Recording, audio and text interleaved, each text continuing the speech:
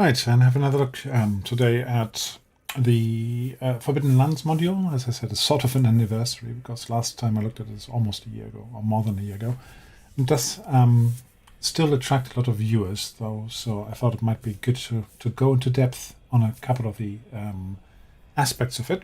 And one of them in particular is the use, basically, of this map, this hex map that comes with the game or with the modules. So this is from the official Free League module. If you look at it, the quality is quite nice and it looks pretty good, and it's quite an empty landscape, of course. Yeah, the map does come with a few sort of houses, towers, places, place names as suggestions. None of them are labeled, and the game works in a way that you find them, like there's a little dungeon entrance of some sort here. You find them as you explore, and then you basically decide, okay, what's there. Even the campaigns are not necessarily set very strictly. There are a couple of places like Balderant up here, which are labeled. There's Whaler's Hold, which famously lots of people ask about.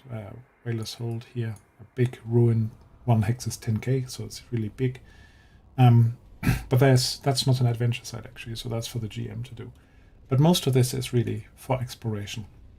So if you use the map for exploration, of course, you need to hide a lot of the map, yeah, because the premise is that these adventurers have just recently emerged from the Blood Mist, so they have been locked into their local area, certainly, if not their village, for a long time, probably were born there and haven't traveled very far. And if you take that premise, going onto this map and giving the token vision like this one here, complete token vision of the whole map, is probably not what you want. So I'm going to show you how that's done. I'm going to go through party tokens. I'm going to go through how you can use these map stickers, which are parked on the side there in the box set. They come on a sticker sheet, which you stick on the map as you explore it. I'm going to show you how you can do this differently as well. And I'm going to show you how you can reveal a bit of the map. For example, if there's a legend or some knowledge in existence, but without showing the whole map or the whole path of how to get there. That's the plan. That's what I want to do. Let's see how long it takes. Could be, don't know, half an hour, could be 40 minutes. We'll find out when we get there, or when my beer is empty. So, first things first. One thing you need to do if you want to explore a map like this is you really need a party token. So what you can do is, hopefully the interface, I'm not going to be in the way too much. Let me move myself a little bit. That's probably better. I've already created one, but let's make another one. You go to Create Actor, call it The Adventurers, or give yourself a suitably apt name, like, I don't know, for me it's the Four Dwarves. And instead of using a character here, you say party. So that's definitely something you need. Originally, when I last made this, there was a module called Party Sheet, which you needed, but now it's actually built in. So you then get this sort of different character sheet with a pause sign here, the sun wheel. You get the travel sheet, which I'm going to go briefly into later, and you get note sheet.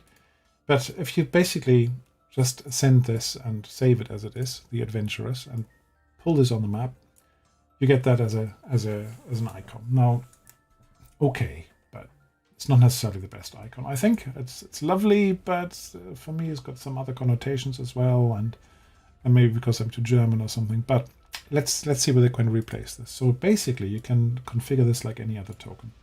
Go up here to this little man, and then you get the appearance. So you can replace this image with anything you have in your files. So I'm using the Foundry, the Forge, Foundry on the Forge. So I get this extra bit called My Asset Library up here, and that's basically where I uploaded my assets quite clearly. That's where the name comes from. So I've got a lot of tokens here. Some of them sorted, some of them not sorted. So I've got a group token. I already used that. Let's use something else. I think I've got one in Forbidden Lands for my dwarf groups. So for example, I could use this one here.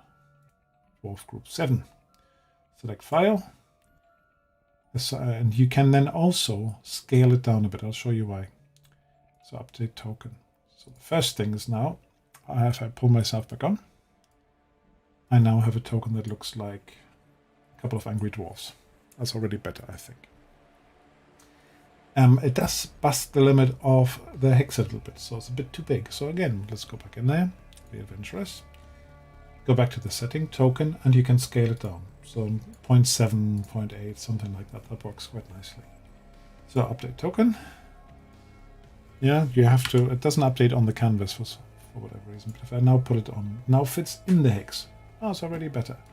If I click on it, I get the vision setting so you can see they can see everything. I don't want that. So I know that one hex is 10K. I probably will want them to see something like, let me just draw this on here if I can. Something like that far. I move it over a bit. Why can't I move this? Should be able to move it. Oh yeah, I need this one. That's why. Is that big enough? Maybe make it slightly bigger, so that they can see roughly what's in the hexes around them. And you can abstract that. You can say that's because you're speaking to people, or because you climb on a high tree on a hill and you can see what it is. So that's roughly the vision, maybe slightly more. If one hex is 10K, what is that, 5? So let's have a look at the vision setting. Go back in this here, token configuration. Sorry, token configuration. And let's go to vision. So first of all, we say we have vision, dim or bright. It's up to you what you want to use here. So you could use something like dim 7 or 5, 6, 6, and bright just the spot where they're currently on. Update the token. All right. So nothing is going to happen initially because the map doesn't use vision yet. But fresh token. Oh, it does actually. It does work. So this is now the vision distance that they currently have. That probably is not bad. Yeah, that sort of works for me. And if you now move around, you can see that they leave behind the fog of war. Now I have installed less fog as well, so the behavior of the fog might be slightly different.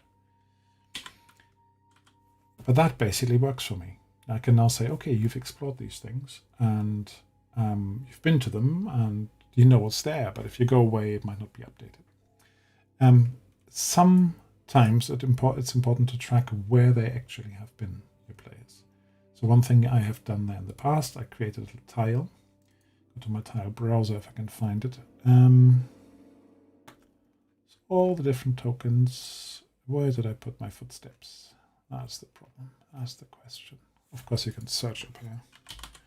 There's my footprint. So I created it. Got this off the internet. A little footstep thing. You can drag it on here. You'll see it's far too big. But you can size it down. Like any tile, you can just size down. Square it off a bit. Like so, maybe. While you hold shift, you can freely position it. With the mouse wheel, you can spin it, and then you say, okay, you've been to that one. So if they return to it, you can say, oh, this is a known place. You might not have to roll encounters, or you might know where camp is, or just to keep track of where they've been, other than the fog of war. So that's how you can sort of track where you have been and give the group some vision on it. Now, one thing, I think I've done it already on here, haven't I? Yes. One thing, of course, is you may want to give them some sort of feel where they are on the map. Or you might want to give them this vision. Let me just remove my light down here for a moment.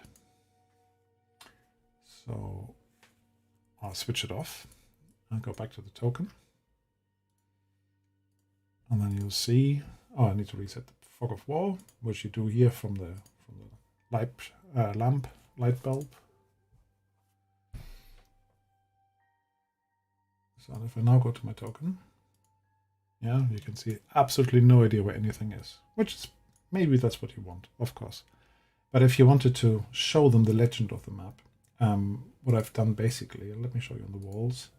I've walled in this little box on this side. I've actually walled in the whole map so they can't stray off and see those tiles on the side. So just using the wall tool here, normal walls, made a box around it, and I put into the middle of it a light bulb.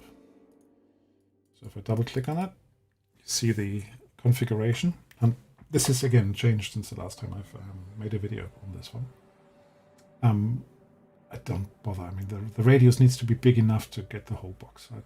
There's no science to it. But in the advanced option here, I basically said it provides vision.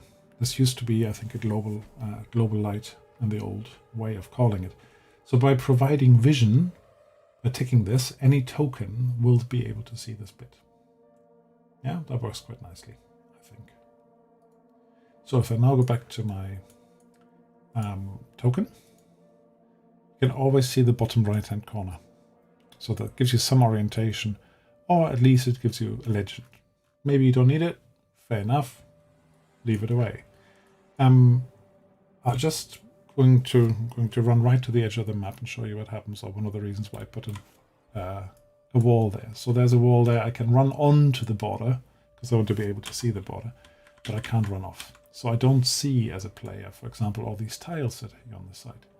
Now in the game, if you discover in your adventure side, or you say that's the right spot to do, what the suggested solution for that is that you go to tiles here, you grab, for example, grind bone. You can either just drag it on, you can copy and paste it if you want, Control C while you have it selected, and then go where you want it, Control V, and you've got grind bone there.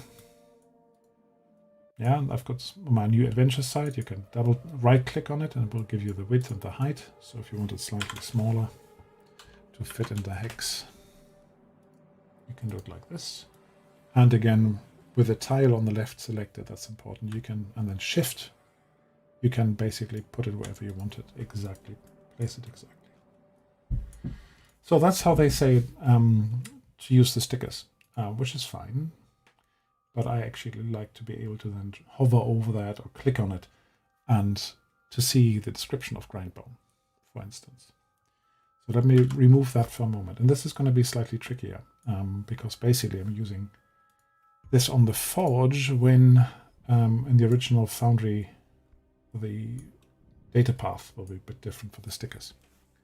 So if I wanted to place a site, like a map pin, I created one here, it's just a journal entry saying map pin.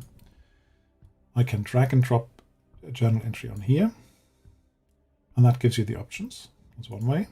Or you can, while you've got the bookmark selected here on the left, you can double click somewhere and create a new pin. You can then select the visibility for players, and you can even do a folder if you like, save, and that's the same dialog. Now what I have already enabled here is pincushion. Yeah, normally, maybe I should show you that without it. This entry icon here is a drop-down list usually, and you have a selection of, I don't know, 20 or so icons. You can select the tint or the background of it, but let's have a look what the basic looks like. So a book, right, and I can call this grindbone. Right. Update. So you've got that. Doesn't look very appealing, and you say, of course the tile looks better. Why don't you use the tile? Well, because I might want to be able to hover over it, and the players know what it is if they hover over it. It's rather than just having a castle there. Some of the stickers are named, some of them are not. So what I can do with pincushion, I've got another video on that one somewhere. Unfortunately, it hasn't been updated, but it's still working. So what I can do is I click on here, select a different icon, and for me, on this Foundry here, it's my assets library I have to go to. And I think I put it under Forbidden Lands stickers. And then I've got general adventure sites. And these basically, I got them from the Free League Discord. Somebody made these available there as well, including unnumbered ones. So if you don't want a little number next to your town, you've got these here. Or you have the normal adventure sites. Yeah, these one with the hex around them, they were the ones I made originally. And then these are the official ones, grindbone, etc. So let's use grindbone again. Select it here, select it here. Icon size you can modify. You can modify the font. I'm sure when I first did this, I was able to use I am Pika, double fell Pika, so the official font. Now I can't remember how I did it. Update map, and now you've got grindbone there. Okay, you may say that's a bit small, isn't it? Okay, you know what to do. Go in here and say 80. Right. But I now have the combination of what I wanted. I have the use of the artwork, and I have the label coming up. And when I double click on it, I could, for example, put the legend here for Grindbone. And for me, that's really useful. Now, if I just put something, what did I call it, Grindbone here?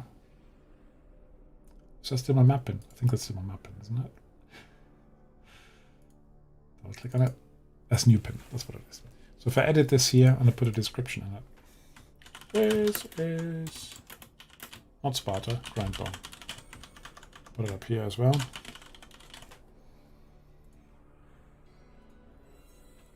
And I hover over it, I just get the title. Now I'll show you something else that Pincushion can do for you. So in the settings for Pincushion, you need to go to module settings, find it, Pincushion. I minimized the number of modules I've got installed here just to make sure I can show you this. You can tick this journal preview, save changes. If I now hover over it, I then get a preview of the text. That can be a picture or that can be text. And when I used this with World Anvil, for example, it was pulling the information from World Anvil, and that was great because I had all the artwork there. Yeah. So that's what Pincushion does. You can also use backgroundless pins. That's an old module, but I'm pretty sure because you know in the standard dialog have here the show background or don't show background. You don't need that anymore, I think. If you know differently, let me know. Feel free to put something in the chat, by the way. So that's how to use the map pins. That's how to configure your tokens so that a token has some vision, like this. That's how to use a tile for footsteps if you want to track where you have been. What else was I going to say? Oh yes, how to light a site somewhere. So for example, let's assume our heroic dwarves here come originally from one of the dwarf places. For example, from... where shall we put them? Up here, Belderond. You would then expect that they know where Belderond is, right? So what you can do is you can stick a light here, and you can make it relatively small, pull the radius out like usual, or maybe like this, put it down a bit, press and hold shift just to disable the snapping, then double click on it and go again to advanced option and say provides vision. Light source. So if I now go back to my dwarf, you can see that I can now see this little site. So they know it's over there somewhere. They have no idea what's between here and there, but they can roughly guess, or they can actually measure with control and dragging the mouse over, control left click. As the crow flies, or the raven, it's 250 kilometers, so it's a fair hike. Getting there, they have no idea what's in between, but at least you can give them clues about legends, about places to go, and you can track it without having to write it all down and say, well, it's west northwest, or it's heading off, whatever, bearing off, what is that, 285 degrees. So much easier that way. Right. Sorry, I just realized my picture, my camera was in the way, wasn't it? So what I'm trying to show you was this. I'll leave my picture up there, that's fine. That's what I was trying to show you, and if you drag ruler it across, it's 260 kilometers actually. So, what have I shown you now? Maps, the Ravenland map. I've shown you how to enable the fog of war. That's up here, configure, and then you've got under lighting, token vision, and fog exploration. You have to have those ticked for this to work. Showed you the configuration of the group token. Oh yes, I wanted to show you how to use the group token for travel. So let's go back into this group sheet. I don't have a lot of characters on here, just got a couple, but let's say these two people are a member of my group. So you just drag them onto this sheet, and then whenever you do traveling overland, and will happen fairly regularly, you can then say, all right, pick your role. So, for example, Jess, you are going to do the find the way, lead the way. That's what it's called. And Tess is going to do keeping watch, scouting. So you just, the players can drag themselves into these fields. If you want to know what that involves, this icon up here with the journal entry, if you click on it, it will give you the rule text for it. Yeah, so for example, down here, if you return to a hex on the map where you have been, you don't need to make another roll. For lead the way, it's up to the players to keep track of where you've been, while on here we use the footprints. Or I do it for my group. And keep the watches the same. Here gives you the rule text. Oh, you're back again. Hey, Mr. Dinjavel. There's so much to learn, as you say. I've run lots and lots of games on this one. I just thought I'd share this a little bit. If you wanted to read it, as I say, it's that journal entry, but you've got the second entry here called Lead the Way or Keep Watch. And if you do this, if you just click on here, it will now go into the character sheet. And this one is an empty one, so let me just beef that up a little bit. Give them some stats. Actually, I'm going to just do character generation up here. Apply it, so I've got a ready-made character. And let's try that again. So Jess. Yeah, sorry, that's not what I meant. Lead the way. 5 wits, 2 survival. It immediately pulls that from there. I can then say, all right, this person has got quartermaster as well. That might help them. Don't think it helps them on lead the way. Anyway, leave it off. I roll it from here. So all these rolls can be made directly from the travel sheet. You don't have to open another character sheet for it. And for keep the watch, it's the same down here. So that's quite nifty, this bit. The same for hunting. There are 2 rolls. So if we put Jess in hunting, first of all, you have to find the prey, roll as a success. Yeah, and then we have to kill the prey. The thing is, with find the prey, you then actually have to roll what sort of prey you're finding. That's not integrated, apparently. Okay, so I would then just go down here, roll 1d6. Doesn't work because I haven't got a token. Okay, in theory, that's how it works. Or, even better, you can go to the character sheet. Up here, the dice, click on roll. Base or die, skill doesn't really matter. You just need the number in the end. So it's a 3. Look up what that was, and then you can do the kill the prey roll. Ah, wrong one. Kill. There you go. And success. They killed the prey. So that's the travel sheet. Yeah, have you got any questions at all? I mean, there's lots of stuff you can do on this one, but I wanted to keep these relatively short. There's some really cool stuff. I haven't done this yet, but some people worked out that you can use a sort of black and white map, for example, as a fog of war picture. And the effect, the graphical effect then is basically as you walk through, as your dwarf walks through or your group walks through like this, you're revealing the map, but basically it looks like you're coloring it in rather than going from no knowledge at all. And the premise to that is that there might be legends or old knowledge of what it used to be like 300 years ago. Yeah, some people do that. I can't quite remember how they did that, whether it's less fog or something else. Let me check that actually in the settings. Can less fog do that sort of stuff? Ah, that's the wrong one. It's settings. So you can set daylight color and darkness colors. Yeah, that's not this one. It's another module. Can't quite remember what you use for that. Yeah, so map. I guess the last thing I could show you briefly, have I got these in here? Scenes, core games, adventure sites, Veil of the Dead, why not? That will work. It's how I worked out a way, not saying it's the way, but to do token vision on these. Because when you come in here, you may not want to reveal the whole place. So let me just grab my character again. Not sure they've got vision. No, currently no. Token vision has a vision. Don't care. 20, 10,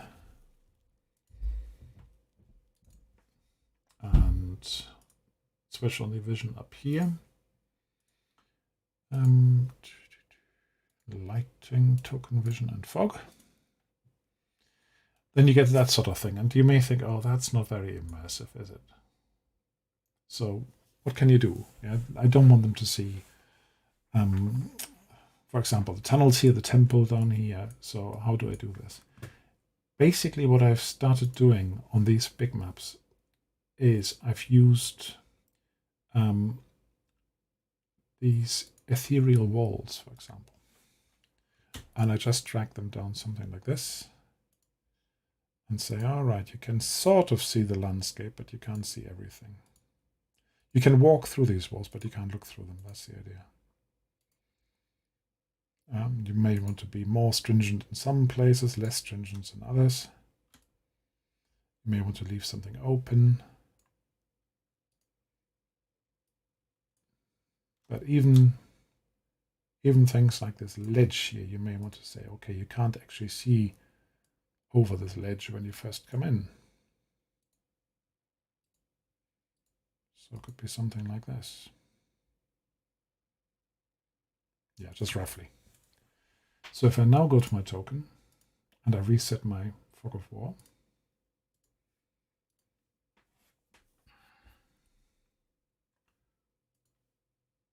yeah, then you can sort of say, you're coming down a valley and there's a tower at the end. And that's all good. They don't know everything yet. And then they start walking down here. And I look over the ledge, I'll jump down, and now they can see the valley. But they can't see the temple yet. They just see the entrance. Come down the stairs. This is probably the other entrance is probably a bit too wide. They can see the start of the temple, but they can't see in. Now, within here, you may then want to do a few more divisions. But that's a way of using these nice adventure sites with exploration without having to be very fiddly about putting walls everywhere and doors everywhere. It's a good compromise. Certainly works for my group. Right. How are we doing for time? We are at just about half an hour. That's roughly what I had aimed for. If you have any questions on particular things, so for example, there's one more thing. There's always one more thing. You see that there are these map pins here, and they normally wouldn't show because I have an extra module. I should mention that. Let me switch it off and reload, and you'll see what I mean. So the extra module is called Show Notes. So if I save this, we come back to here. Oh, here they do show. Let's go back to my Forbidden Lands here, my Ravenlands. And they do show. Okay, but should not happen. These should not be visible at this point. They should only be visible when you click on here. So let me try that again. Unless I've changed that since I last tried it.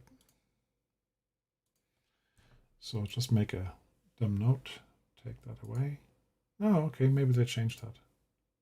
Also setting somewhere. But you used to have this module called Show Notes, and if you didn't have that module enabled, these would disappear if you went away from this option. Yeah, I tested that and it disappeared earlier, so I have no idea whether it just remembers it from having it on for a moment. So manage modules, put it back on, Show Notes.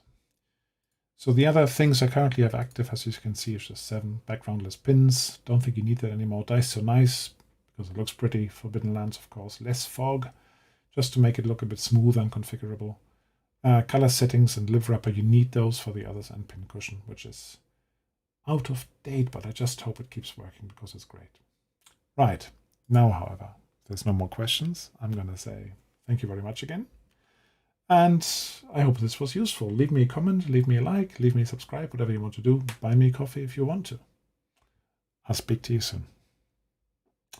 Bye-bye.